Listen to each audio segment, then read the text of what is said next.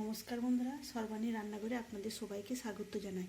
বন্ধুরা, আজকে আমি আপনাদের সঙ্গে শেয়ার করব কড়াইশুঁটির পরোটা। আপনারা তো কড়াইশুঁটির কচুরি খেয়েছেন, একবার এইভাবে কড়াইশুঁটির পরোটা বানিয়ে দেখতে পারেন। একদম নরম তুলতুলে, খেতে দারুণ টেস্টি। কোনো রকম মাখাবেলার ঝামেলা ছাড়াই তৈরি এই পরোটা আপনারা সকালের ব্রেকফাস্ট কিংবা রাতের ডিনারের জন্য বানিয়ে নিতে পারেন। তাছাড়া বাচ্চাদের স্কুলের টিফিনেও আপনারা দিতে পারেন এই কড়াইশুঁটির পরোটা। আশা করি বন্ধুরা, আজকের এই কড়াইশুঁটির পরোটা রেসিপি আপনাদের সবারই ভীষণ ভালো লাগবে। তাহলে চলুন বন্ধুরা, আর দেরি না করে মূল রেসিপিতে যাওয়া যাক। পরোটা তৈরি করার জন্য এখানে আমি নিয়েছি এক বাটি কড়াইশুঁটি। তবে এই কড়াইশুঁটিটা আমি একটু ভাপিয়ে নিয়েছি, তবে একদম আমি সেদ্ধ করিনি, অল্প একটু ভাপ দিয়ে নিয়েছি। তবে আপনারা চাইলে এটা কাঁচাও নিতে পারেন। এখন আমি এই কড়াইশুঁটিটা একটা মিক্সিং বোলের মধ্যে দিয়ে দেবো। কড়াইশুঁটিটা দেওয়ার পর এখানে আমি দিয়ে দিচ্ছি দুটো কাঁচা লঙ্কা, আর দিয়ে দিলাম কিছুটা পরিমাণে ফ্রেশ ধনেপাতা। তবে বন্ধুরা, আপনারা চাইলে রসুনও ব্যবহার করতে পারেন। আমি নিরামিষভাবে পরোটাটা তৈরি করব। এখন দেব অল্প একটু জল। এখন এটাকে মিহি করে আমি পেস্ট করে নেব। তো দেখুন বন্ধুরা, আমি এখানে কড়াইশুঁটিটা এইভাবে একদম মিহি পেস্ট বানিয়ে নিয়েছি। তো দেখুন, একটুকু দানা দানা অংশ নেই, একদম মসৃণভাবে পেস্ট হয়েছে। এখন এই কড়াইশুঁটির পেস্ট একটা মিক্সিং বোলের মধ্যে ঢেলে নেব। এখন মিক্সিং জারটা ধুয়ে নেওয়ার জন্য অল্প একটু জল দেব। মিক্সিং জারটা ধোয়া জল আমি এই মিক্সিং বোলের মধ্যে ঢেলে দিলাম। এখন আমি মিক্সিং বোলের মধ্যে দিয়ে দিলাম পরিমাণ মতো লবণ, আর দেব 1 টেবিল চামচ রিফাইন্ড তেল। এখন আমি ভালো করে মিশিয়ে নেব।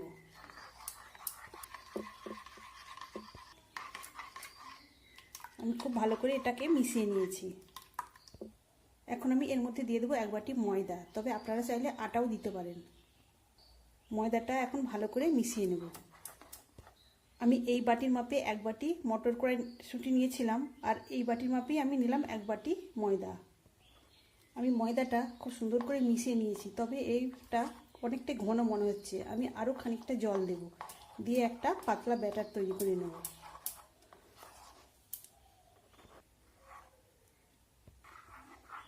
তো দেখুন বন্ধুরা, এইভাবে আমি একটা পাতলা ব্যাটার তৈরি করে নিয়েছি।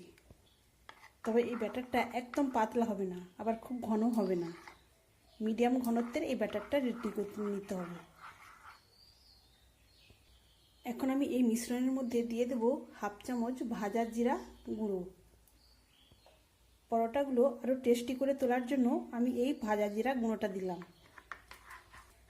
এখন এই ভাজা জিরার গুঁড়োটা আমি আবারও ভালো করে মিশিয়ে নেব এই ব্যাটারের সঙ্গে। বন্ধুরা, আজকের এই কড়াইশুঁটির পরোটা তৈরি রেসিপি আপনাদের ভালো লাগলে অবশ্যই একটা লাইক দেবেন। সেই সঙ্গে যদি নতুন বন্ধুরা এসে থাকেন, অবশ্যই আমার চ্যানেলটিকে সাবস্ক্রাইব করে আমার পাশে থাকবেন। আপনারা কড়াইশুঁটির কচুরি খেয়েছেন, তো একবার এইভাবে কড়াইশুঁটির পরোটা বানিয়ে দেখতে পারেন, খেতে ভীষণই সুস্বাদু হবে। তো এখন আমার পরোটা তৈরি করার জন্য এই ব্যাটারটা একদম রেডি।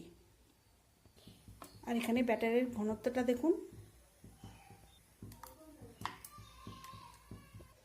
তবে বন্ধুরা, আমি অল্প একটু গুঁড়ো করা চিনি এর মধ্যে দিয়ে দিলাম, এটা আগে দিতে ভুলে গিয়েছিলাম। আর এই গুঁড়ো করা চিনিটা দিলে এই পরোটাগুলো একটু মিষ্টি মিষ্টি স্বাদ লাগবে, তখন ভীষণই খেতে ভালো হবে।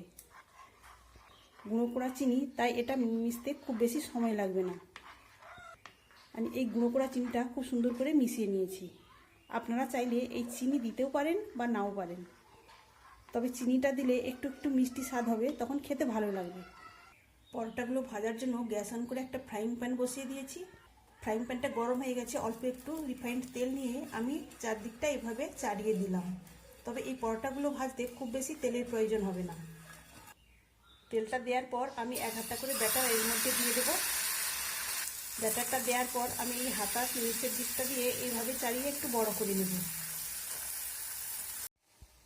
চাড়িয়ে দেওয়ার পর কয়েক সেকেন্ডের মধ্যেই দেখুন বন্ধুরা, উপরটা শুকনো হয়ে গেছে। এখন আমি উপর থেকে একটু তেল ব্রাশ করে দেব। এই পরোটাগুলো খেতে যে কি দারুণ লাগে, আপনারা বানিয়ে না খেলে বুঝতেই পারবেন না। এখন অন্য পাশটা ভাজার জন্য উল্টে দেব। উল্টে দেওয়ার পর আমি গ্যাসের ফ্লেমটাকে মিডিয়ামে করে একটু সময় নিয়ে এইভাবে চেপে চেপে পরোটাগুলোকে ভেজে নেব। বন্ধুরা, হাতে সময় কম থাকলে আপনারা কিন্তু ঝটপট এই পরোটা বানিয়ে নিতে পারবেন।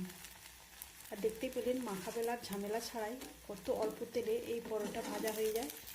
আপনারা কড়াইশুঁটির কচুরি খেয়েছেন তো একবার এইভাবে পরোটা বানিয়ে খাবেন, দেখবেন ছোট বড় সবারই ভীষণ ভালো লাগবে। এইভাবে চেপে চেপে পরোটাগুলো ভাজলে দেখবেন ফুলকোভাবে তৈরি হবে। তবে পরোটাগুলো একটু সময় নিয়ে এইভাবে চেপে চেপে ভাজতে হবে। এই পরোটা আপনারা সকালের ব্রেকফাস্টে কিংবা রাতে ডিনারের জন্যও বানিয়ে নিতে পারেন। তো দেখুন বন্ধুরা, এখানেরটা পরোটাটা কত সুন্দরভাবে ভাজা হয়ে গিয়েছে আর দেখতে কতটা সুন্দর লাগছে আর কতটা লোভনীয়। একই রকমভাবে আমি বাকি পরোটাগুলো ভেজে নেব। আমি বেশ কিছু পরোটা ভেজে নিয়েছি আর দেখুন বন্ধুরা, পরোটাগুলো দেখতে কতটা সুন্দর লাগছে আর কতটা লোভনীয় হয়েছে আর একদম পরোটাগুলো নরম তুলতুলে হয়েছে। তাহলে বন্ধুরা, আপনারা অবশ্যই কড়াইশুঁটির কচুরি বাদ দিয়ে এইভাবে পরোটা বানিয়ে খাবেন আর কেমন হয়েছে আমাকে কমেন্ট করে জানাবেন। তাহলে বন্ধুরা, আজকের মতো আসি। সবাই ভালো থাকবেন, সুস্থ থাকবেন। ধন্যবাদ।